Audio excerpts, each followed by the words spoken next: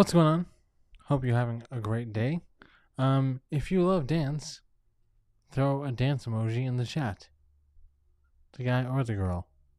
Or both. Okay? So, yeah. Today we're having a conversation about dance, of course, because dance is important. Dance is part of your life, and dance can give you a lot of different things without even trying. Just dance in itself is giving you a lot of things. So, I think the best way to gain what you need from dance is to think of it in a different way. If you know me, if you've talked to me in person, you know that I'm a big analogy person. I'm like, it's kind of like insert blank here. And most of them work out.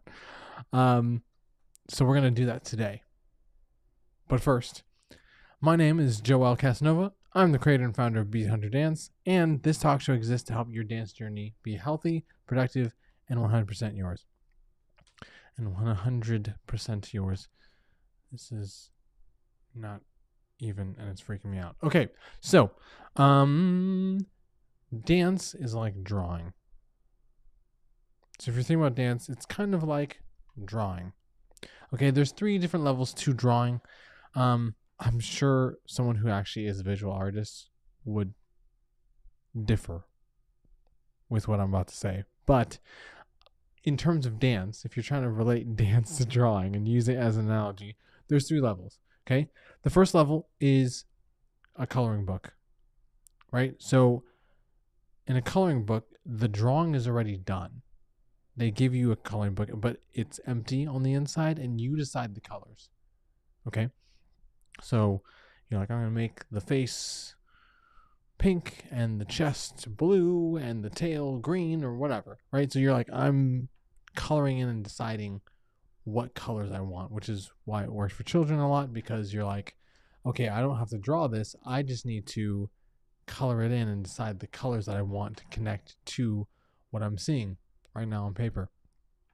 In dance, this still relates to children, even though it can be used for other age levels, but I use it a lot. I specifically use it a lot for children, is that they need the shape, the structure already done for them, and then they're coloring in what they are doing, right? So I have speed cones, right? These orange speed cones they use for like athletics, and I'll set them in a specific shape, or I'll put them into lines or zigzags or around the floor, and I'll have something physical for the kids to do in terms of dancing and the speed cone. So like, do this dance move to this speed cone, then do a different dance move to that speed cone, and then reverse it, right? So they're practicing the dances, but they have something to go to instead of me just giving them something to do and they don't know what to do with their body or where they're going, right? I also use an agility ladder, so they have like lines and shapes to jump in and out of,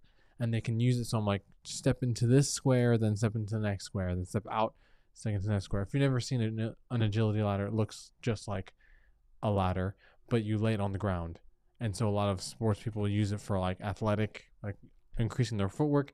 I use it for dance footwork, and for especially kids to understand where they're going, right? So in dance, especially for children, it can be used for different ages as well, but giving them something physical that's already there in space allows them to figure out what they're supposed to do in relation to something physical, right? So a lot of times if you just give them something to do in space, they don't know where to go. But if I have a cone for them, I'm like, step out towards this cone, step back towards your other foot, cone, then another cone, right? It gives them somewhere to go, and they have an anchor point.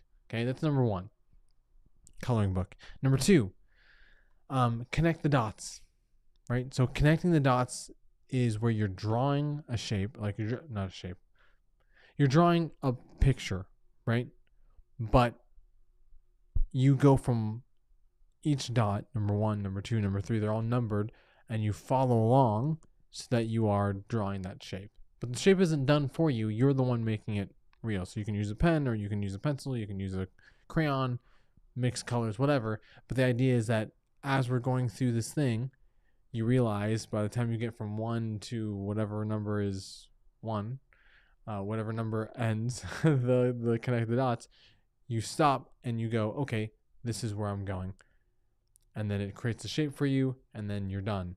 But it's not like a coloring book. You're not coloring in something that's already done for you. You're making the drawing. Anyways, the point is, in dance specifically, as you get older, you have more control of what it is that you're doing.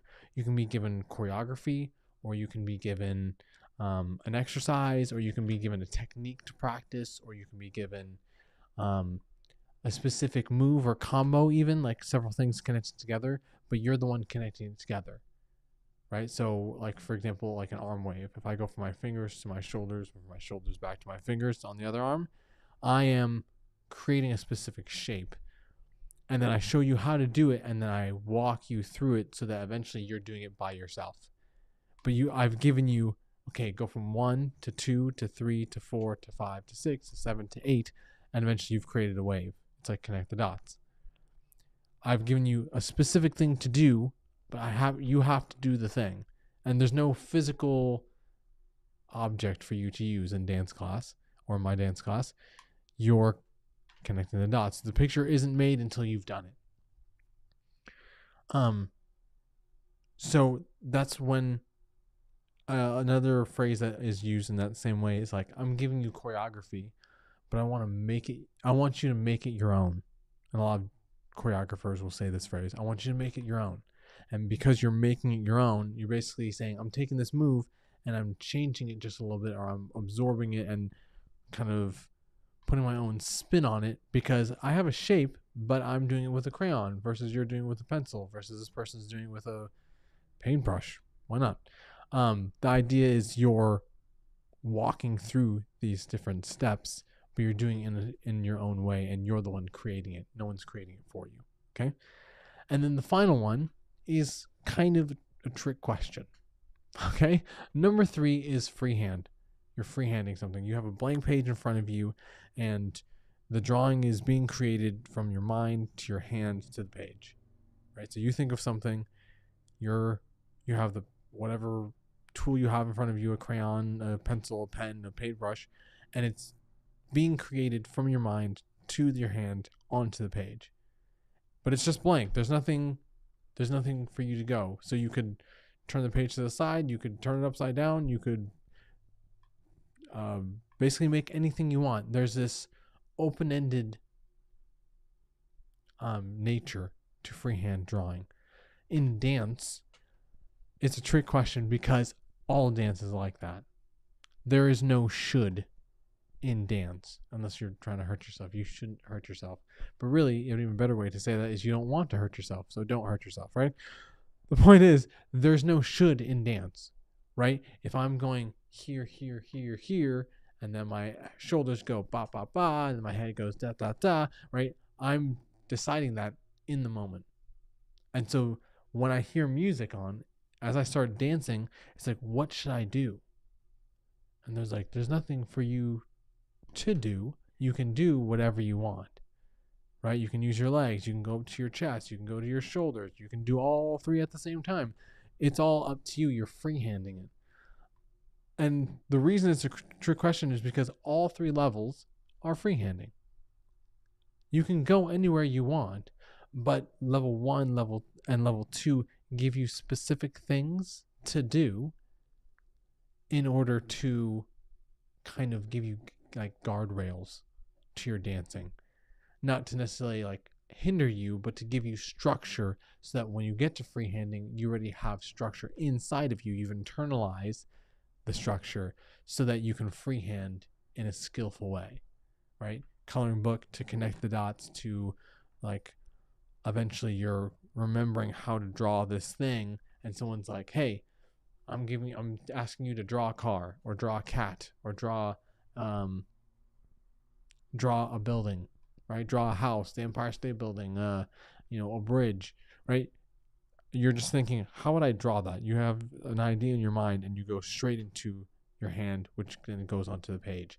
In dancing, it's the same thing. You hear music and you're like, where do I want to move to? And what do I want to move? And how do I want to move? It's going into your brain directly into your tool, which is not the pen or a paintbrush or a hand, it's your body. All the different parts of your body are moving in order to create an image that is there for only like momentarily, right? Or a movement that is there working with the music. So it gives you the most freedom when you're freehanding. You're able to, or freestyling is what we call it in dance. When you're freestyling and you're moving, freehand drawing, right? You have a blank page in front of you. There's just stillness. And you're creating movement within your body, around your body, across the floor, into the mirror, out of the mirror, through the doorway, all the different places. And it gives you the most freedom to do that because there is no specific thing you're being asked to do. However, it is also the most difficult because you have so many options. All the options are available to you. What are you wanting to move? How big? Where? With just that one thing or with multiple things at the same time? Are they all going the same direction? Are they going multiple different directions? How tense are they? How relaxed are they? Is one tense and the other one's relaxed, or vice versa? What timing are you doing it to the music? Are you repeating it? How many times are you repeating it? Are you just doing it the one time and then moving to something else? Are you stopping afterwards? Are you pausing? Like, how long is this move going to last? Is it going to last for a full 8 count, or is it going to last 2 8 counts, or is it going to last one beat? There's so many options.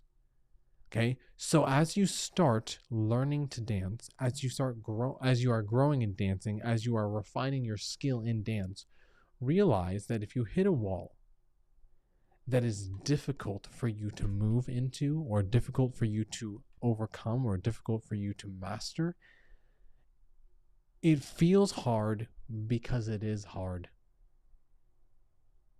Okay, so if you were to put like an 8-year-old in front of a blank piece of paper, and I was like, I want you to draw a photoreal version of me. Okay, it's not going to come out looking like you, unless they're like a prodigy that already knows how to do that. But as they refine their skill and you start giving them the techniques of drawing, eventually they can hit a point, if that's what they're practicing, where they can draw a photoreal version of someone that's in front of them. In the same way, dancing, give yourself a structure, pull yourself back first. Not to limit yourself, not to say like, I'm not good enough to dance the way I want to, but to give yourself structure so that when you are freehanding, when you are freestyling in dance, you've internalized the structure so that it comes out the way you want to come out. You are able to express yourself even more because you have mastery of your body to express yourself, or master your body to complete, to master a piece of choreography or a specific dance technique or exercise, right? So like I said, going back to the arm wave, I'm giving you this structure, and then I'm slowly, as I actually teach my students this way, I slowly have you go through it so that you're used to arm waving from one hand to the other. And then I'm like, okay, we're not going to stop just like you would in a real wave, but I want you to slowly go through it so you are realizing how the different pieces that I gave you connect together. And then eventually I have them just wave hand to hand, left hand to right hand to left hand. And then they practice that. The more they practice it, the more they're able to do it. So when I put it into a piece of choreography for them, or if they're freestyling and they just want to do an arm wave, they are doing their dance, they're doing whatever it is, and all of a sudden they wave through. It's because all those pieces gave them structure so that when they can create something fully completed when they're freestyling or in a piece of choreography. So give yourself structure, give yourself a limit, right?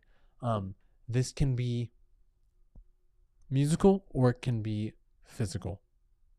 Okay? Musically, start counting 1, 2, 3, 4, 5, 6, 7, 8. Then choose one number to move to. Say it's 6. 1, 2, 3, 4, 5, 6, 7, 8. 1, 2, 3, 4, 5, 6, 7, 8. Then add a second number. It can be right next to it. It could be 5. It could be 7. Or it could be somewhere completely different. Say 3. 1, 2, 3, 4, 5, 6, 7, 8. 1, 2, 3, 4, 5, 6, 7, 8. And you've given yourself structure. Or that's the musically. Or you can have the third level is have a specific sound in the music, right? If there's a specific snare that happens every time, and you're saying, I'm going to only move to that snare. Yeah. Snare and snare and snare and snare. So you're training your ear to connect your body to the music, right? It doesn't matter what you do as long as you move on that specific thing. Then there's the other side of the coin. The other side of the coin is not musically, but physically. I'm going to move this hand. I'm going to move this arm. I'm going to move this shoulder, right? Choose one small part. And you're like, wherever the movement is coming from, it's going to come from this specific piece, right? So you can either continue moving to the whole song, or you can mix it with the musical parameter and say every snare is the shoulder. Snare with the shoulder. Snare. Shoulder. Shoulder. Shoulder. Shoulder. And you're giving yourself limits so that when you start dancing and you have a blank page in front of you, quote unquote, if it's drawing, or if you have a blank space in front of you and you're like, I'm going to dance. You're in your room or you're in your kitchen, you're in your living room, you put on a song. Okay, I can do whatever I want, but I know how to use my shoulder in this specific way because I've done that before. Which is why dance classes is a progressional art form, because as you do it, the more you do it, you're going to hit all the parts of the body. And once you hit all the parts of the body, you start refining the movement in all the parts of the body so that you can then use all the parts of the body to express yourself more. And you're going to feel like a limitation. You're in your living room, you push on a song, and you're like, I know that I'm moving the shoulders the way I want to, but I don't know how to move my elbows or my feet or my chest or my hips, right, or my head. And so you're like, oh no, I'm bad at dancing. False. You're growing in dancing. You're freehanding for the first time. And that is like the purest form of dancing, just you moving. So eventually then you get to the point where, I've said this phrase before on this talk show, I say it to my students, I'm going to say it here. You are not getting better because you should get better. You like dancing and you're getting it better at something that you like doing already. Okay? So there's a lot of different analogies that I'll be using in the future. When it comes to dancing, this is one of them. Dancing is like drawing. There's levels. Give yourself structure, so eventually when you don't have structure, you can add structure to a blank space. Okay? Hope that helps. If you want to get specific lessons in this way, where you're getting structure and you're progressing intentionally, hit me up. BeHunterDance.com or BeHunterDance on Instagram. You can slide in the DMs. When you look at the description of this video, I have added a new platform that I'm using called Substack, right? You can subscribe to it. You can even become a paid subscriber. That would be awesome. You get more exclusive things when you become a paid subscriber. There are all of my catalog and different articles and different videos of how I teach dance and different mindset. Educate the things that I do to educate people on mindset on dance. It's all there. So you can check that out. It's in the description. You can also hear the podcast if you don't want to watch it and you just want to listen to it on Spotify or Apple Music or Apple Podcasts or whatever. Also, it's on YouTube, which you're probably watching this on YouTube right now, or you're listening to it, which means that you've already done the thing that I told you to do. High five. Okay. Also, I'm the same prompt that I gave you just now. I'm going to start making video dance prompts. And so by paying a one-time fee a month, you're going to get access to the dance prompts. So you can make dance a daily practice and you can insert it into your life instead of the other way around. Like you have to change your life to go to a dance class or change your life to become part of a performance. Instead, make dancing something that is part of who you are. So when you want to take a dance class in person, you already practice being in your body. It really, really helps. So there's a lot of different progressional things that I give. Every video has 3 levels, just like I gave you, right? And so you can take one video and watch it like 3 days in a row or 3 weeks in a row and practice that one thing. So for example, like moving, like doing footwork and connecting it to your body weight. So you know how to do footwork without body weight or do footwork with your body weight. That's a very fundamental thing that everyone needs to do. And you can dance and move it in a specific way. And you can watch that on the video. So all that's in the description below. If you haven't typed in a dance emoji, now's your chance. Okay? Have a great day. And I'll see you next time.